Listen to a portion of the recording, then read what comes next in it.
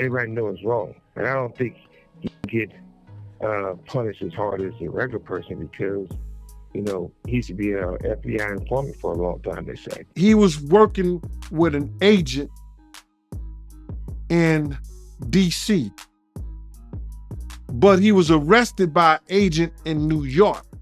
That boy life is dangerous. His life isn't, and he just not dangerous with the they said he was doing, but he's in danger. He knows too much. It seems like the tension between Suge Knight and Diddy is far from over. Despite being behind bars, Suge always manages to stir up controversy, especially when it comes to Diddy. His recent claim suggesting Diddy might be an old FBI informant is fueling the fire once again. People are speculating wildly, wondering if this could be the reason why authorities haven't taken any decisive action against Diddy. In the latest episode of Collect Call with Suge Knight, which was released on Thursday, June 6th, the imprisoned ex-Death Row CEO alleged that Diddy has been informing on people for years, a widely known fact in the industry. According to Suge, he stated that there are many things that people have known about and everyone is judged differently. He said it shouldn't be ambiguous when it comes to doing what's right, something positive or benefiting the community. Suge claimed that it's commonly believed that Puffy has been an FBI informant for a long time, which is why his situation is perceived differently. Been an FBI informant forever. That's what he would say. That's why it's different when it comes to him. Regardless who get hurt. He further stated that regardless of who gets affected, there has been a consistent blame on Puffy. Suge suggested that the people in his past relationships in the industry, everyone in his crew, and even those he's dated, were aware of it. According to him, it's not appropriate to distance themselves from it now. Appearing in the newly released Tubi documentary TMZ Presents, The Downfall of Diddy, the Death Row Records co-founder shared his thoughts from prison about the embattled mogul and his legal troubles. Knight said, "My initial reaction wasn't what I expected it to be when it came to Puffy. I thought it would be more like he's getting what's coming to him because everyone knows what's been happening." He continued, "But my reaction was different because the first thing that came to mind was, he has his sons, he has his daughters. My initial reaction was about the kids. I think it's a sad day for hip-hop. It's a sad day for the culture because it reflects poorly on all of us. I'm not someone who celebrates others' downfall." He added, "If something bad happens to someone, I'm not going to rejoice. If I have an issue with Puffy, that's something for him and me to discuss face to face." So, for the tragedy on both sides, for the victims, for him, there's nothing to celebrate. Well, this is not the only thing that Suge has talked about Diddy and Clive Davis. Suge Knight, the notorious figure from the hip-hop scene, dropped some jaw-dropping bombshells in the latest episode of Collect Call with Suge Knight. He unveiled explosive secrets involving none other than Diddy and Clive Davis. But brace yourself because it gets even juicier. According to Knight, their relationship might have been more than just industry colleagues. Come to rewriting history, it's trying to rewrite history. Hollywood may have its share of hidden secrets and strange scandals, but the music industry often steals the spotlight with its ongoing series of shocking controversies. Now, industry legend and record producer Clive Davis is finding himself caught in the midst of it all. Davis, saved Puff after he was thrown out of Uptown Records by Andre Harrell. On one side of the spectrum, many view Clive Davis as a revered and accomplished producer, renowned for nurturing a diverse range of artists and crafting musical hits that have left an indelible mark on the industry. His legacy and practices have solidified his reputation as a key figure in shaping the music landscape. May be consistent with what you're writing about. You could go from one side of the stage to the other. However, in the shadows, there exists a contrasting perception. Some voices suggest a different narrative, portraying Davis as a man with a more complex and controversial persona. These critics label him as one of the first gay gatekeepers of the industry, allegedly exerting influence through manipulation and a calculated demeanor. Such claims paint a picture of a cold-blooded operator who wields power behind the scenes, orchestrating moves that go beyond the public eye. Oh, yeah. He needed her back, but he needed her back and under his control. In the intricate tapestry of the music world, Clive Davis stands as both a celebrated legend and a figure shrouded in speculative whispers, embodying the duality that often characterizes the entertainment realm. Much of this complexity stems from allegations that he allegedly mentored Diddy, adding layers to his enigmatic persona. Most likely because he was victimized by his mentor. who loves to control people. Diddy is a name that resonates deeply in the music world, celebrated as a prolific record producer and influential label owner. His imprint, Bad Boy Records, stands as a powerhouse that has nurtured iconic talents like the notorious Big and Usher.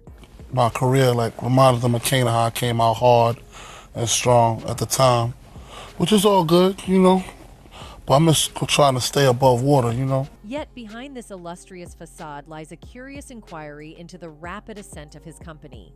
Jaguar Wright, a notable musician, delves into the enigmatic sway Diddy holds over the music landscape and the substantial riches that have come his way. He moving around, but he got that catalog. He got that catalog, and he's been making money off of it, and it bought that big old mansion down the street. What propelled a 23-year-old emerging star to the zenith of the music industry in an astonishingly brief span? The key might rest in his intimate connection with a prominent music figure, Clive Davis. While Clive has garnered acclaim for his musical productions, he now finds himself at the center of conversations surrounding his romantic endeavors. Following 2 marriages and subsequent divorces, Clive embarked on a voyage of self-discovery, exploring the possibility of being attracted to men as well. Second marriage failed because I had been 100% heterosexual up until that point. That I opened myself up after the failure of my second marriage, having read something about bisexuality.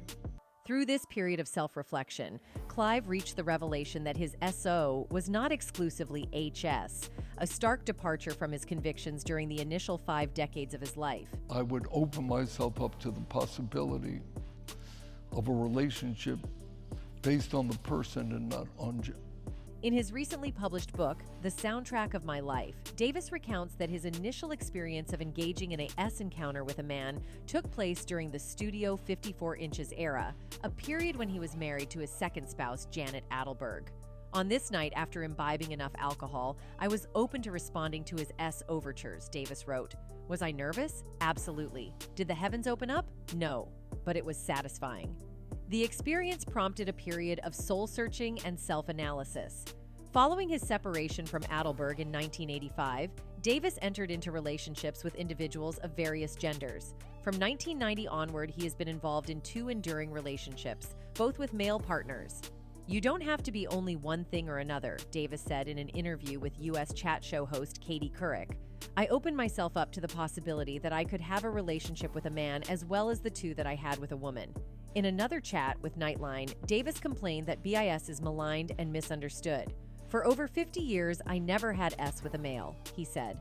It wasn't repressed. I had very good S relationships with women.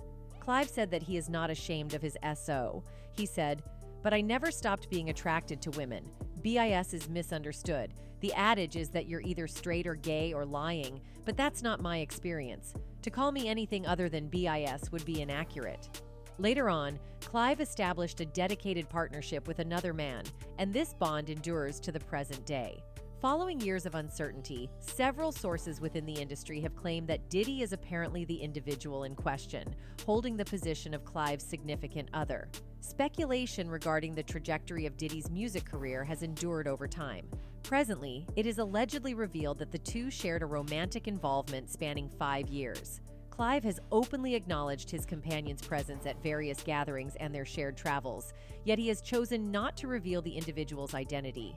Nonetheless, it has become progressively evident via some reports that Diddy is the artist most frequently spotted accompanying Clive at public functions, often appearing at the same events. 4 or 5 year period of time, interregnum, entered into a relationship with a man. And I just... While not conclusively conclusive, the visible openness of both Clive and Diddy about their SO, combined with their frequent appearances together at social gatherings, strongly hints at a meaningful link between them. Some reports suggest that the intimate rapport between Diddy and Clive may have been firmly established throughout the years. Come to think of it, the time period is long because Clive has been working with Diddy since Bad Boy Records. Inventing Diddy. For that. For letting that out-of-control, whack-ass monger and sodomite just run rampant all over this goddamn business. It is noteworthy that Clive has been engaged in a committed relationship with a man during this period, while Diddy has encountered allegations of keeping his own orientation private. Considering these circumstances, the insider's notion of a romantic link between the two appears quite conceivable. Moreover, Clive has displayed transparency regarding his and partnerships, refraining from refuting these speculations, which in turn lends weight to their credibility. Diddy, too, has chosen to remain silent on the subject. Diddy's journey intersected with Clive's when he was a 23-year-old aspiring artist aiming to make his mark in the competitive music industry. His innovative hip-hop concepts managed to captivate the renowned Clive, who was on the lookout for an artist capable of forging a genuine connection with the audience. Recalling their first meeting, Clive has shared that he discovered exactly what he was in search of within Diddy. Puffy was 23 years old, and I knew the artists that I had. Aretha, Dion, Whitney was one kind of music, Davis says. LaFace ushered in blue-collared R&B at its height. But sensing the hip-hop revolution, both LA and I agreed that we could use someone really attuned to the street. You gotta know what you can do for yourself, and you gotta know when you need to look to other people. During that time frame, Diddy was working under Andre Harali at Uptown Records. However, encountering Clive Davis marked a turning point in his career, as his impactful words left a lasting impression on the music mogul, a moment that Clive himself vividly recalls. When I met with Puffy, he articulated that hip-hop should be part of the top 40 mainstream, and that the business would change in the future, he continues. And I said, "What have you got to illustrate that point?" And he played me Craig Mack's Flava in your ear, and he played me the then unknown artist that he felt and believed so strongly. He played me 4 or 5 cuts from Notorious Big. Diddy's words held such compelling force that they persuaded Clive, who quickly conveyed his approval, acknowledging that Diddy had effectively communicated his vision.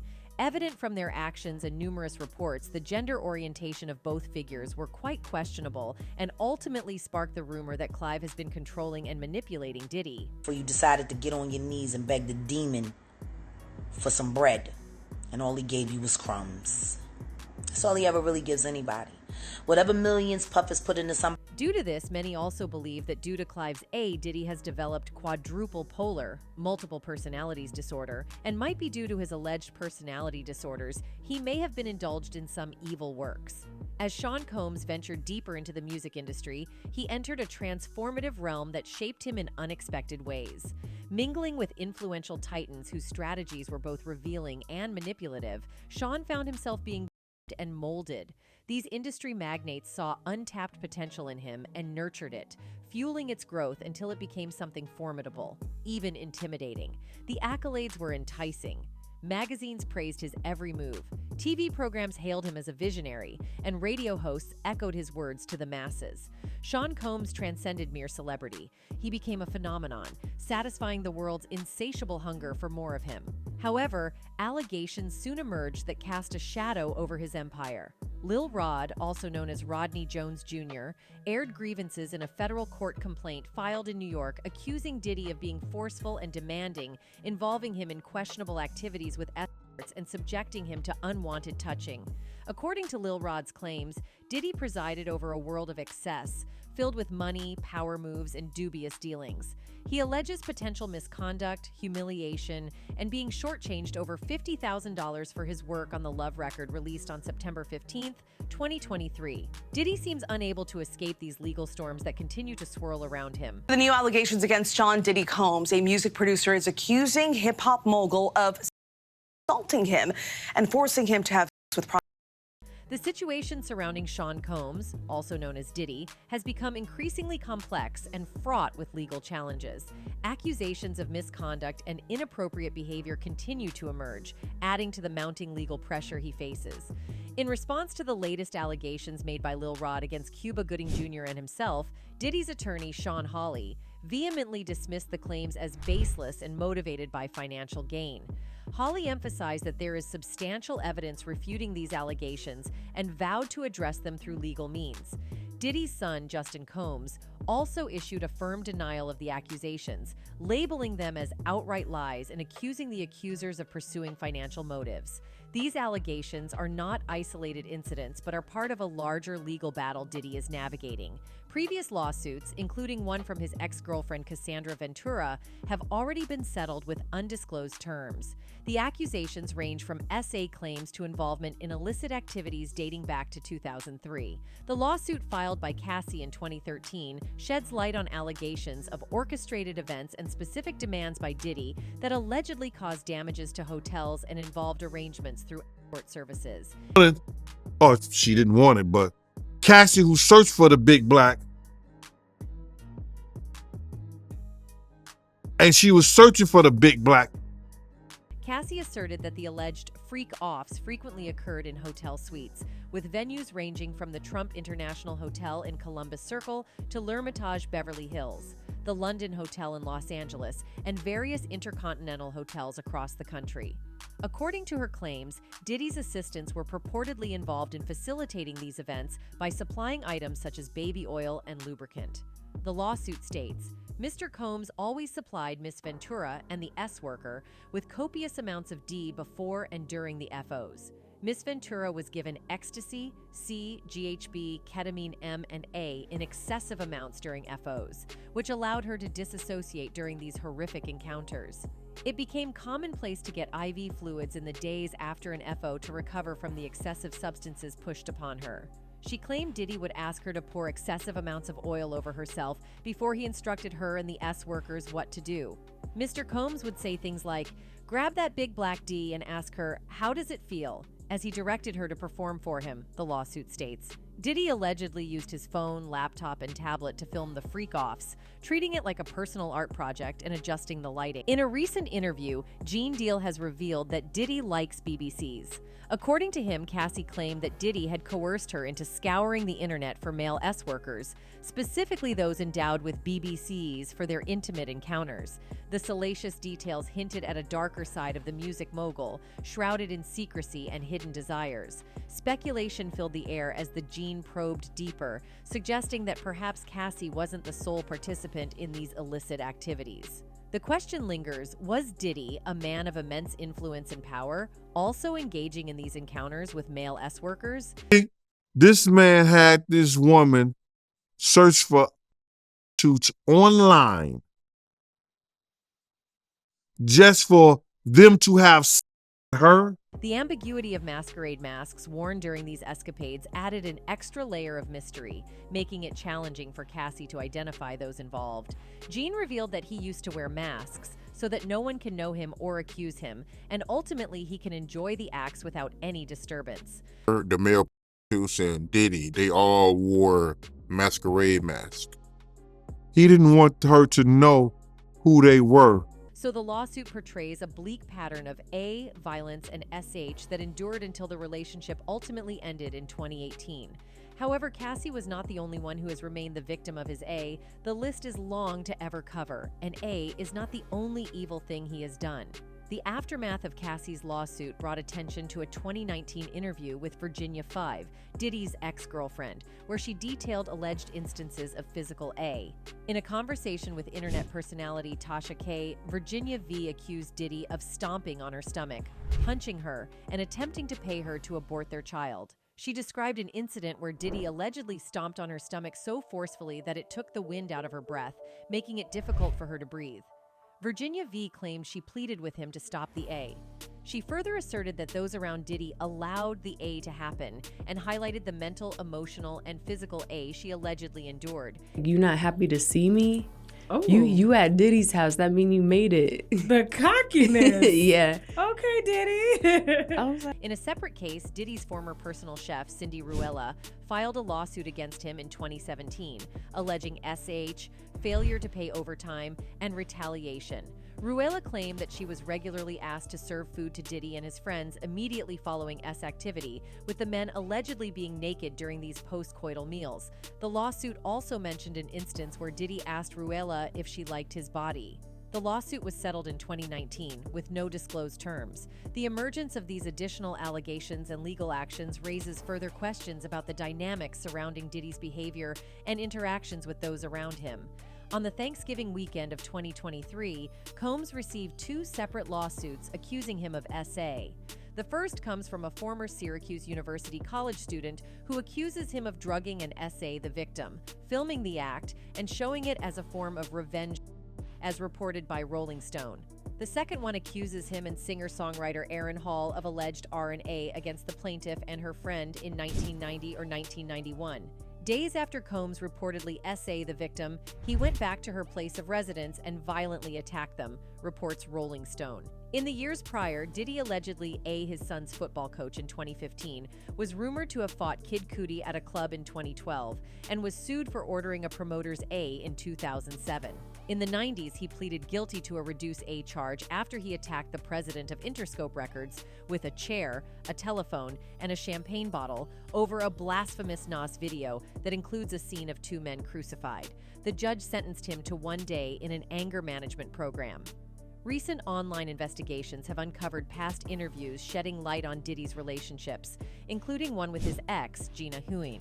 In a 2019 interview with Tasha K, Huyn accused Diddy of various forms of detailing an alleged incident. Huyn further claimed that when she became pregnant with Diddy's child, he attempted to pay her to terminate the pregnancy. She told Tasha K that he was mentally, emotionally, and physically abusing me. He would always compare me to Cassie and tell me that I'm the bad one, she's a good one.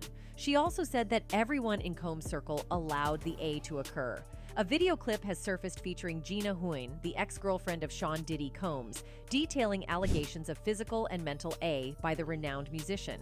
Gina Huyn publicly acknowledged her relationship with the I'll Be Missing You singer in June 2019, sharing a video of them kissing on Instagram. Their reported meeting took place in 2015.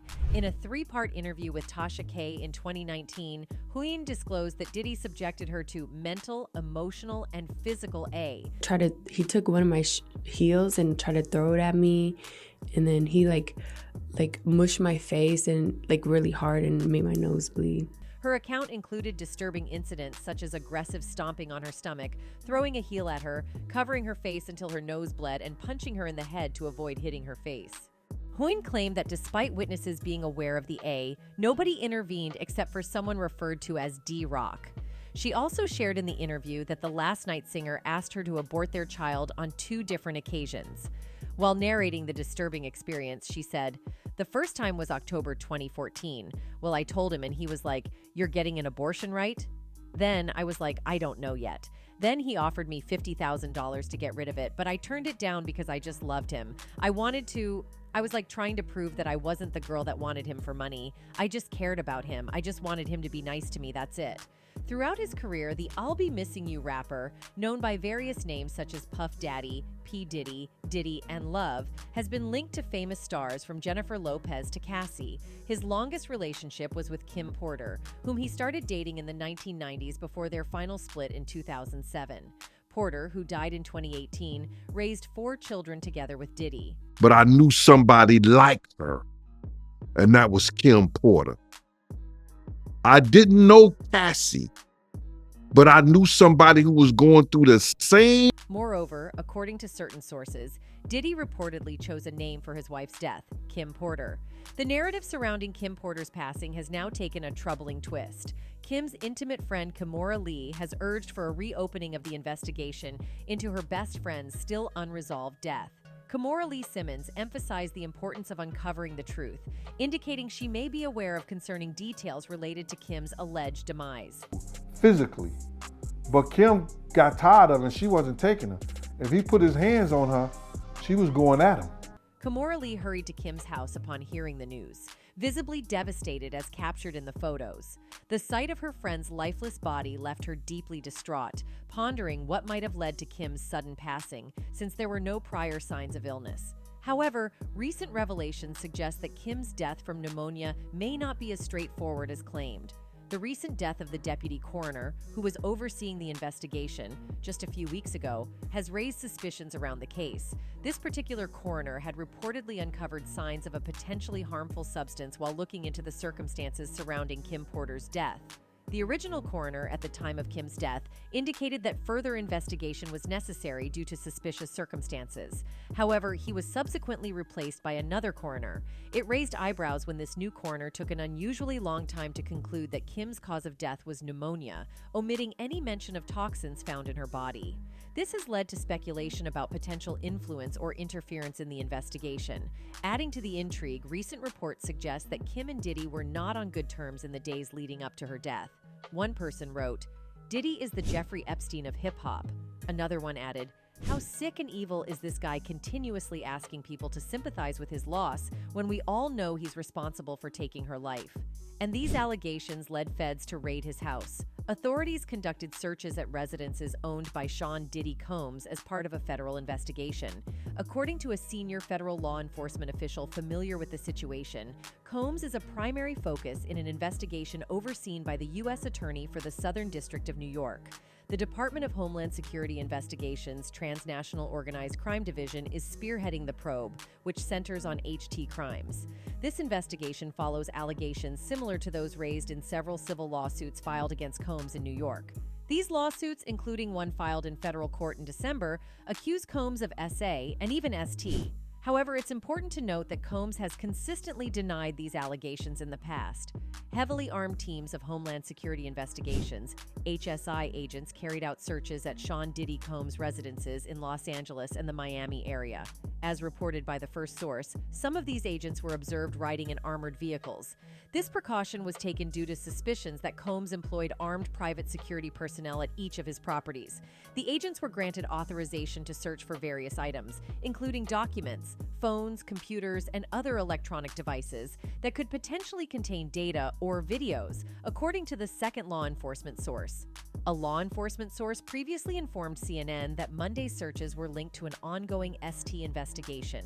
HSI in New York stated on Monday that they executed law enforcement actions as part of an ongoing investigation in collaboration with local law enforcement and HSI units in Los Angeles and Miami. They also pledged to provide further information as it becomes available. However, still feds have not gathered any solid evidence against Diddy, according to reports, which is even solidifying Suge's claims. That's it for today, folks. Goodbye.